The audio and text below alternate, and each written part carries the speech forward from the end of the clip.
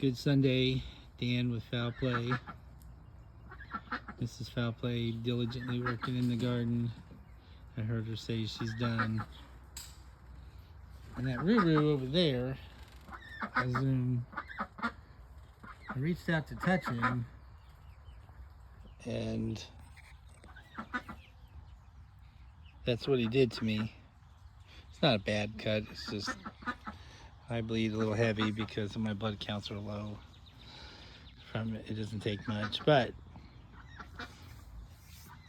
that's freezer camp criteria right there. So we've got 2 roos we're gonna have to send to freezer camp. I have dialysis tomorrow, so I won't have time to do it tomorrow, so maybe the day after that. Trying to get projects done. I way overdid it last Thursday. Like I was like, oh, I'm okay.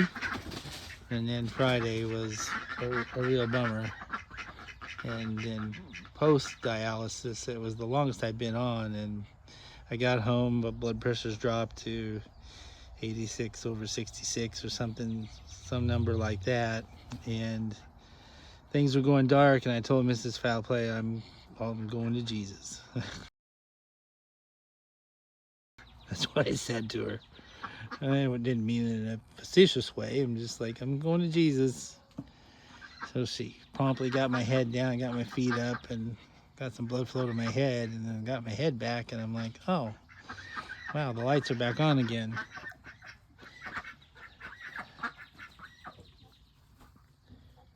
So I've had 2 weeks of dialysis now, and they've taken well over 20 pounds of fluid off of me since then, so it gives you an idea of the progress that's been made with that. My port in my chest is healing well, and it seems to be holding up. So really it's just a matter of dialing in my blood pressure meds versus, you know, they also regulate blood pressures at the dialysis office and at the clinic, I should say, and trying to find a balance with regards to how much do I take of this, of that, and we still got Miss Pearly on the outside of the fence out there.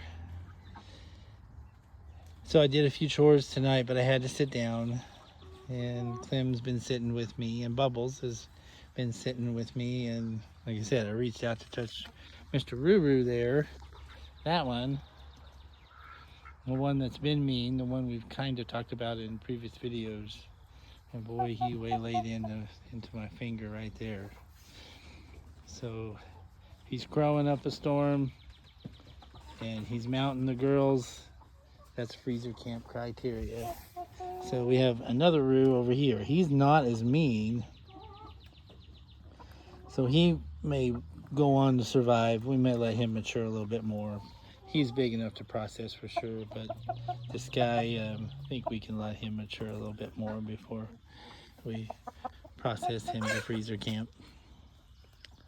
And these 2 hens will have to, the one in front of me and that one right there, will have to join the meat bird flock at some point, because those are meat birds.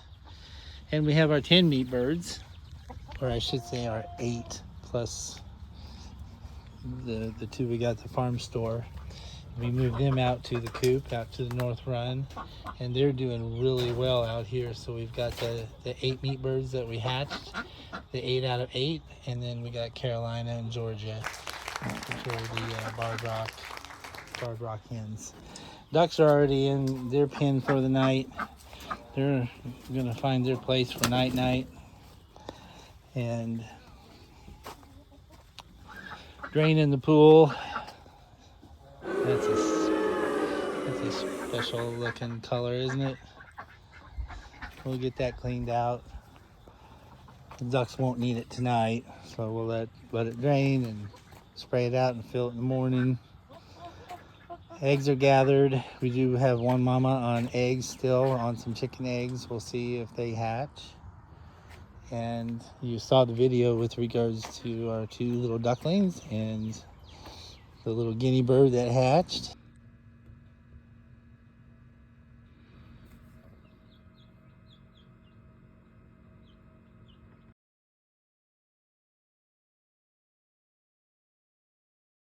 We have one in the incubator that might hatch by tomorrow, so we're not overly confident about that, but we're going to go ahead and give it one more day. And it would be nice if the guinea bird had a buddy along with the ducklings. So tomorrow's dialysis, like I said, I usually go in the afternoon. Sometimes they call me in early, but on a holiday I doubt it, because it's pretty busy. Dialysis doesn't wait for holidays. So tomorrow's Memorial Day.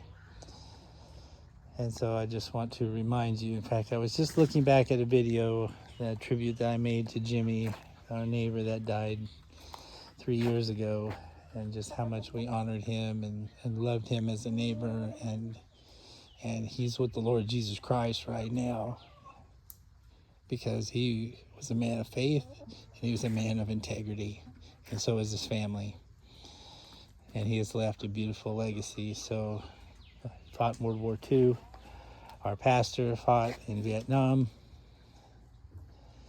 And many of us have a story to tell about a grandfather, dad, mom, uncle, whoever that was involved with a war of some type. And even those that aren't involved with war, we still remember those who have passed and give them honor, because we wouldn't be where we are today if we didn't understand our past. So may you find peace this Memorial Day. Thanks for watching. We'll see you next time.